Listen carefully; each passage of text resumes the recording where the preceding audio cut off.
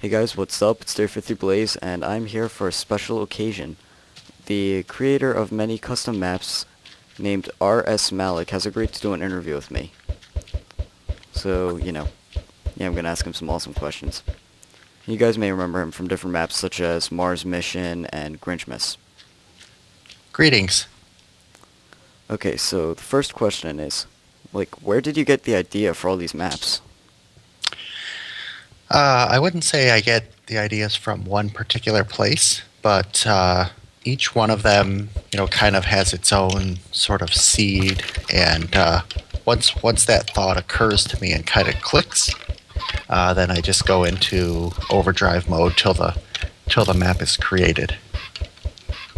A lot of the inspiration for them either comes from things that I've done with my son in the game or in real life, or favorite books, favorite movies, whatever.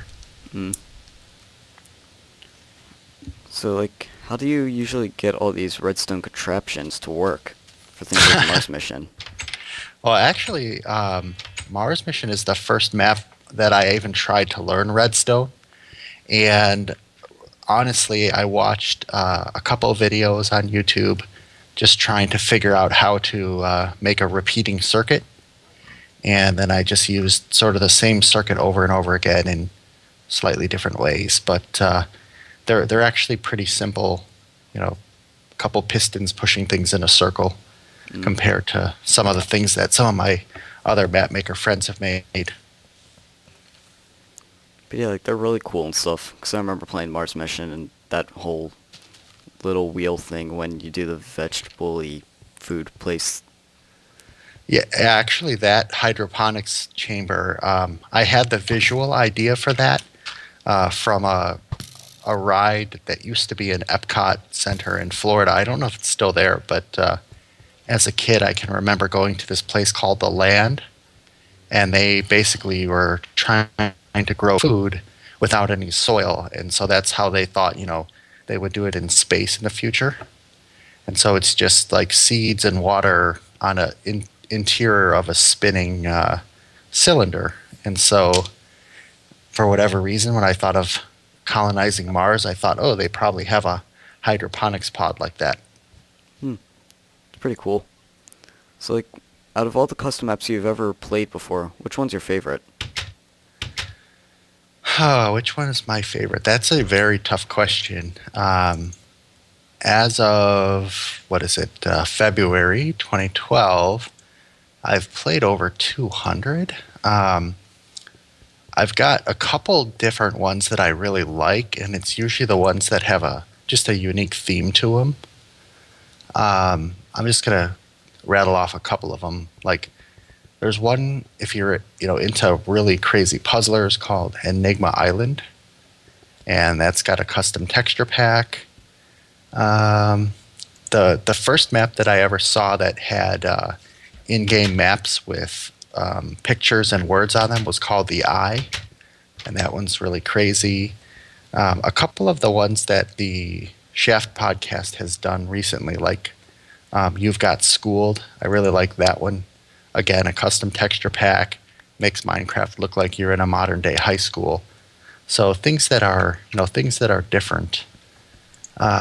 From an adventure map perspective, obviously the ones that have have high ratings, very fond of those. I think one of the maps that was the first adventure map that I really, it really clicked for me was called, it was called Quest World Shipwrecked. I thought that was pretty cool.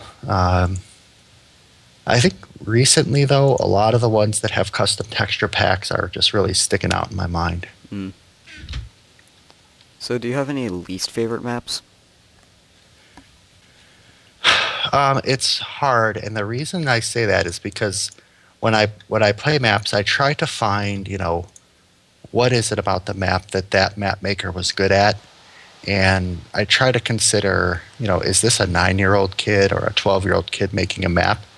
So I hate to hate to say that any of them are bad, but if you look at the forum posts that I have on minecraftforum.net, you can pretty much tell by my rating scale which maps are lower. And I think the one thing that stands out to me is really, personally making a map not enjoyable is if it's confusing. And if you get to a point where you're just like, why am I here? Why am I even doing this? This makes no sense. So, So, do you have a favorite video game? uh, it's almost like asking if I have a favorite movie. I've played lots and lots of video games. I would say the game that I've played the most currently outside of Minecraft is probably one of the Pokemon games for the DS, but I wouldn't necessarily call it my favorite. Mm. So it just depends on the time, the day. I recently played Portal for the first time. That was a whole lot of fun. I played 6 years of World of Warcraft, so at the time that was my favorite. Before that, I played like 5 or 6 years of MMO called Asheron's Call, which I would have said was my favorite. So it changes over time. Yeah, I know what you mean. So, of all your custom maps that you have made, which one are you most proud of? I guess I would have to say the Grinchmas map. And the main reason I would say that is because it all came together in literally less than 30 days from the point that I had the idea for it and the point that I got it out there. I think it's, I enjoy the ultimate story that I came up with, the progression of the map, and just the look and feel of it. Timing it with Christmas and just everything, the trailer, the cinematic playthrough, it's more than a map. I think it's an experience. Okay, so which one is probably your most popular? In terms of just straight downloads, it probably is the Grinchmas map, although the way I kind of look at that one is it only really lasts around Christmas time, whereas something like Mars Mission, which is probably just slightly behind Grinchmas in overall playthroughs on YouTube and such, is something that you can play, all year round. And it may be Mars Mission's probably the one that I'm most known for. Yeah, I'd have to say it's probably true, because that's where I first found out about your maps. Yeah, it's actually it's interesting because Mars Mission was really a turning point in the way that I made maps, both from just perfecting sort of my own organization style, but also switching from out of game notes into in-game notes only, really starting to put redstone in, starting to think about puzzles and more combat than just telling a story only. Yeah. So, what inspired you or caused you to become a map maker? Well, I think I have always, whatever hobby it is that I get into it pretty deep, and I'm always customizing it. So, I used to play Warcraft 2, the real-time strategy game, and I used to make custom maps there. Every time, my friends and I pick up a role-playing game since we were in high school or even middle school, I've, picked up the game and been a game master and made my own worlds. It's just something that I like to do, take a game and sort of take it to the next level.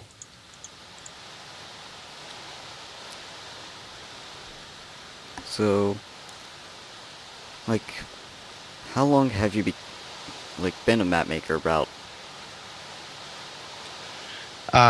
For Minecraft specifically, Mm. right? That is a good question. I started playing Minecraft well over a year ago. It was sometime during alpha, I think before 1.2, if I remember correctly. And I think I put out. In fact, let me go look at my posts, and then I can answer that question. You may want to cut out this dead air here, but I can tell you. There we go. So the first forum post that I made was for World Out of Time. That was March 3rd of 2011. So I must have started making maps probably February. In fact, it would have pretty much been right around our 1-year anniversary that I started trying to make maps. Happy anniversary. Yeah. I actually had 2 maps that I created just for my son before I tried to make one and put it out on the internet at all. And those were, having no mods whatsoever, no creative mode, just trying to make it out of what I had available. But the first one that I really put out there looks like March 3rd of 2011. So is there like a process you usually follow to make the maps? There is. Once I commit to making a map, I treat it kind of like a software development project.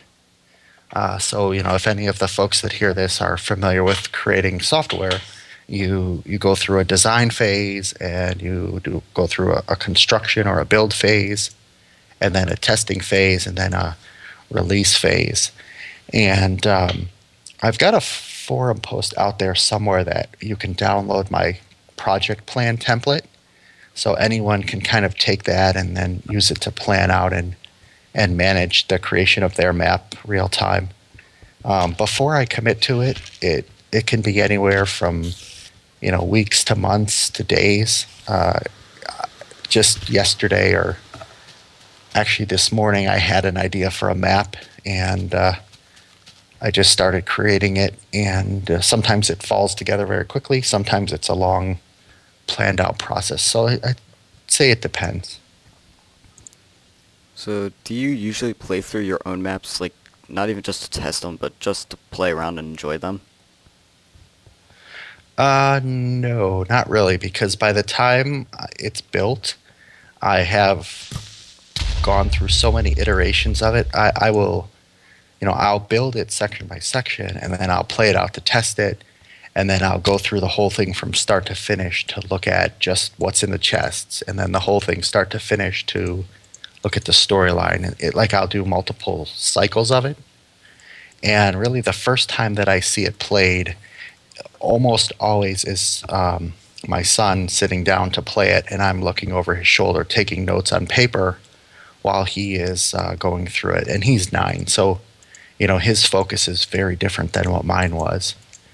And then I've got a group of maybe a half dozen other map makers that I send it out to for beta, and they're pretty good about giving me notes on what sections they feel are lighter or heavier. And then I start watching lots of Let's Plays and refining it based on what I see people doing in the Let's Plays. So what programs and mods do you usually use? For the most part, I've used the same mods on the last 6, 7 of my maps. I started with single player commands, which comes with World Edit. And over time, I've kind of learned to build almost everything exclusively using World Edit. I don't know if you've used the mod, but there's a wand command which basically lets you select and manipulate blocks, first person right there while you're in the map itself, so you can see exactly what the player is going to see. If I need to actually move like a large chunk of land, or if I need to roll something upside down, I will usually go out and use MC Edit. But I generally don't like to use MC Edit because I can't see it from the player perspective. I've got a couple other mods that I use to sort of fill in the gaps. There's one called Spawner GUI. It lets you right-click on a spawner and change the spawner type very quickly. Of course, I use one called Too Many Items, and that one that one I use mainly for populating the chests. Um, I've started using two programs that I'm absolutely in love with, and they're both external to the game. One is called Image to Map. It lets you put text or pictures on the in-game map files, and I'll definitely be using that until Mojang lets us put writing, inside of books or paper. And the other one that I've just really love using outside of custom maps, but more for my YouTube channel, is Minecraft Noteblock Studio, which basically lets you take songs and it gives you kind of a piano-looking interface, and you can convert any song you want into Minecraft note blocks, and then you can play it back and basically create your own, free-to-use music. So have you ever worked on a map, though, with Blame the Controller? Because I've seen you do quite a bit of collaboration stuff, like with his custom map shop on the Minecraft forum. Aren't you the one who rates the maps? So Blame and I basically met after I reviewed his map, and we were. I've always been trying to get in touch with other map makers and swap stories and all that stuff. And we started talking. Blame and Jagarbov and I started talking together on Skype, and we decided, what the heck, let's record ourselves and call it a podcast. That pretty much coincided with the three of us applying to go to Minecon together. And so we were all on a Minecon panel, plus Prof. Snape and Kupo from the Voxel Box. And basically, we just talked to each other on Skype. I helped him build some of the sets for the eHarmony, or I should say the eMinecraft project that he did.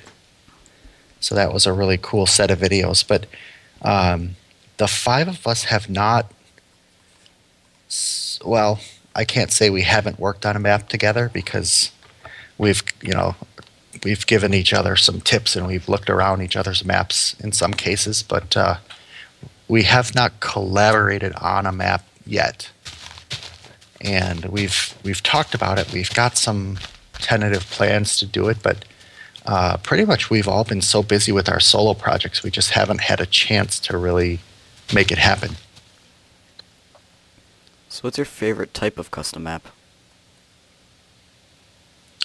Well, that's pretty easy. It's the ones that are called adventure maps, and right now I think there's a lot of different kind of maps that are starting to cross the boundaries. So I've always thought of, a basic map is survival. It's got whatever it's got in there for you to mine and craft and fight mobs. And then there's maps that have puzzles in them, like whether it be redstone or escape maps or parkour, which is a type of puzzle in my book. And once you add a proper story to it, it becomes an adventure.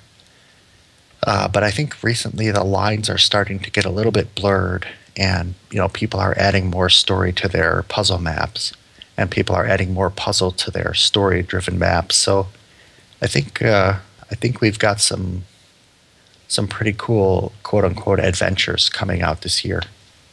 Now, do you feel like that RPG sort of medieval storyline from custom maps is a bit overdone? Well, if you look at the list of maps that I've created, you'll notice I have not created any fantasy maps, which I think is what you mean when you say the medieval theme. I do have a storyline in mind that I would make, but I think just personally it's too close to the default Minecraft, and I always want to give people something a little bit more creative, whether it's Mars or Whoville or Garfield, modern day, just something different than what they can get out of the box. That was my main inspiration when I created my own custom map. Yeah. I tend, you asked me before which ones I like. I tend to personally like them better if they're not fantasy based, but I don't hold that against anyone in the scoring because there are some really good fantasy Mm. ones out there as well. And like, I'd say that Kingdom of the Sky is quite a fantasy one, but it is definitely one of the ones that stands out the most as an amazing one. Oh yeah, and it's interesting too because being someone who tries to review a lot of maps, I'm very much aware that like whatever I review, a month ago, if I review it again today, it may not seem quite as groundbreaking as it was because the maps overall are just getting better and better. But that's one that I'm very much looking forward to seeing what comes next. And I've seen one or two other maps that have similar qualities, but nothing that's been packaged the way that he did it. I have not seen. I might be forgetting one other map, but I'm pretty sure I haven't seen any other maps that do the YouTube method for storytelling the way that Blame did, and that has a lot of cool bonuses to it from a YouTube director standpoint. Yeah. And like, have you ever played the one map Accept Your Own Adventure? I don't recall that by name, but I'm gonna It's write it like down. a short one, and it's really fun because it's a choice-based map, unlike many these days. But the whole point of it is you're just in a facility, and it's telling the story of how your town was raided by goblins, and you just have to get it back. But it's really interesting because instead of having regular notes, they have MP3 voices that tell the story, and basically you just get to make choices, and it's got over 10 different paths that you can take based on your choices. Oh, oh, that's cool. I have not played that one. I saw somebody did a choose your own adventure type YouTube map where they play it and you basically click on the annotation to determine where he goes next in the map. But I'll have to check this one out. I've actually got two maps that I did quite a long time ago that I have MP3 voices that you can listen to instead of using the note files. But I'll have to check that one out. So like, I made a map, well, Invasion and Quarantine, and it's basically you're the last hope for a country that has been taken over by warfare. So do you think that sounds like a different type of approach based on the fact that it's not usually medieval and all, but at the same time I used a medieval texture pack called the Ovo's Rustic Pack. So like, do you think that sounds like a weird combination? Oh, I enjoy weird combinations, so I will definitely have to let you know once I get to that one in Yeah, my and like, queue. right now, as we're speaking, I'm actually recording basically footage of the next map and me just playing around in it. And I'm using the custom texture pack, which is pretty much the Ovo's Rustic Pack, but it's, instead of being 64 by 64, it's 16 by 16, plus different characters, like the skeletons, are reskinned so that they actually look like soldiers. But other than that, it looks like medieval. Like more like Yeah. modern. Yeah, and I got a guy who modern actually day, made right? the bows look like guns Yeah, and stuff. yeah. I like that. I wish there was a way to change the sound files as well. I know you can do it, but it's a little more complicated than the way that you change texture packs. Actually, question for you. So, I was looking at like Survival Archipelago that you made, Invasion and Quarantine. Like, which of those maps would you be interested in having me take a look at first? Probably Invasion and Quarantine. And actually, Survival Okay. Archipelago is a well, actually, it's just a randomly generated seed from 1.8, I think it Okay. was. But I think it would be very interesting if you were to actually Oh, got it. try it out yourself, because it is perfect, because it actually is an island with a single tree, and not many people really make their own versions of it, so I think that you should make your own version where we see how far you get with only custom random ones. Yeah, you would probably be disappointed. I am definitely not a survival map player.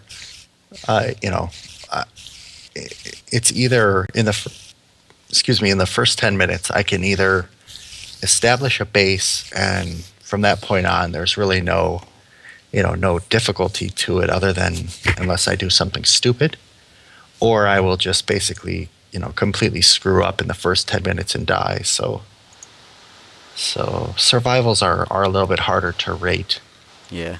for me. Especially when there's that one lucky creeper that gets right behind you. Yep, yep. So yeah, I know you wanted to ask me questions, but on the custom map that you're making with the texture pack. So one of the things that I find when I play custom maps, if an map author says, here's the recommended texture pack, but it's just a texture pack, it's not customized for their map, I tend to just use the default. I like to play maps with texture packs where they've, taken a block and made it transparent, or changed it, like changed an icon to be, like you said, instead of a bow, a gun. Those are the ones that I like to use the texture pack. I don't care too much to play on the ones with a texture pack just for the sake of having a texture pack. So I'm curious, other than the guns and the mobs being more period specific, have you tried doing anything with using a block in a way other I'm than it's thinking of doing intended? that sort of thing, like how you made the wool look like robots in Mars Mission. Oh, cool, cool. Yeah, I saw some. I was watching some videos the other day. Um, there's a guy called Nurgle Bunny who's, and I had not thought of it, but he basically didn't need minecart tracks in his map, so he made them solid looking, and then he uses them for slopes to make the game look less blocky. So it's pretty cool. You just made me think of that when you It's pretty asked clever, your actually. question. So, yep, yep. So, like, do you think it would be controversial, though, to have, in a modern map like this, have creepers skinned like a suicide bombing soldier? Do you mean controversial, like in the political sense, or the whole Yeah, like that. terrorism Despite sense, how it or? wouldn't be humanoid. No, I mean, the way that I look at it is, if you've got a story to tell, I'm reading, listening to your story. It doesn't have anything to do with the real world. It's fictional, and as long as you can explain, why does a creeper look like it's got four legs and no arms? It, to me, we've already suspended disbelief just getting the game to begin with. So that's not controversial to Yeah, me. because I know that, like, Call of Duty Black Ops, I heard was actually banned in, like, Cuba. It could be, a lot of games that depict war are, in other countries have different rules. Like even if you look at World of Warcraft, China has, very strict rules about what you can and cannot have in the game. So they had to take out all their undead and have a separate version for China. But personally, I can't think of any maps that I've seen that have anything quote unquote controversial in them. And I guess if there's something that you're going to put into your map that you think you're hesitant about how people are going to react to it, there's kind of two strategies, and the one that I would take is I would just point that out in my forum post itself, so that if somebody is going to download it, they kind of know what they're getting into. But most of the time, you'll be surprised what you think people are going to react to. They just take for granted, and they'll point out something completely different that you didn't expect. Well, that's just about all that I can think of to ask you. So, Thank you so much for being Okay. here. Yeah, no problem. I like I said, I like to talk to other map makers and just find out what people are doing. The same kind of questions, you asked me. I was I was doing an interview series of map makers at one point, and I still got it on my to-do list to go back and pick that thread up again. Hey, So though, it's my before we pleasure. go, do you feel like notes are a very important part of a storyline of a map? Like Like the notes external notes, externally or or internally, however they choose to portray the storyline? I think that most of the time, if you want to tell a story, you have to put words in your map. Um, I used to swear by the external note files because I didn't like the idea of walking through the world and then seeing a sign that says read note 1, read note 2. I thought it was too visually distracting. But what I learned, like about halfway through making maps, was that people that play these maps, especially Let's Play videos, they don't want to have to tab out and read a note and have the pause game screen on for 30 seconds while they read a note and then tab back. It's a much cleaner experience if you can tell your story in the map itself. Um, I actually, so not my Jupiter map coming up, um, but one that might potentially come out after Jupiter. The whole goal of that map is to not have any note files at all and be able to tell a story. It's very hard to do. And in fact, I was just playing a map last week called Levi's Nightmare by Kay Milley. And they use external note files, but there's one point in the map where you walk into this room, and the way that the room is decorated, you can tell exactly what happened in the story before you got there. And there's actually quite a bit that you can tell about the room just by the way that it was built. And that really impressed me and reinforced that it is possible to do. But um, I'd say 90% of the map's note files are just the way to do it until Mojang lets us put those notes on paper in the game itself. I couldn't agree with you more. Yeah, like Kingdom of the Sky didn't it had the sign that said listen to video 1 whatever. But if another map that's highly rated on my scale is F Mansion, and that's got a lot of signs in the map with the dialogue of the characters, and those signs are often attached to blocks that are going to move out of the way. So you read the story, or I should say you read the dialogue, then you do something in the map, and redstone makes the blocks go away, and then you see different dialogue from that character after your quest is done. So that's another really great way to do it. Um, it's tough because it takes up a lot more space, and other maps like Quest World Shipwreck have just signs that are stationary inside the map. It's a balance. Like, I don't like maps where you've got 16 signs that you have to read. I don't like maps where the note file is like a 3-page note, and by the time I tab back to the map, I forgot what I was doing. But it's definitely something that I encourage map makers to play other maps and to watch Let's Plays of maps to get an idea of what impact those notes have on the Thank you player. for coming. Yeah, no, I would say let's keep in touch. I'll check your map out, and if you ever want to just chat about map making or whatever, you've got my Skype address. So it's hard to sometimes hard to get me on Skype just because my real life and the computer's always in use. I can't always have Skype up, but Okay. happy to keep in touch. So thank you again.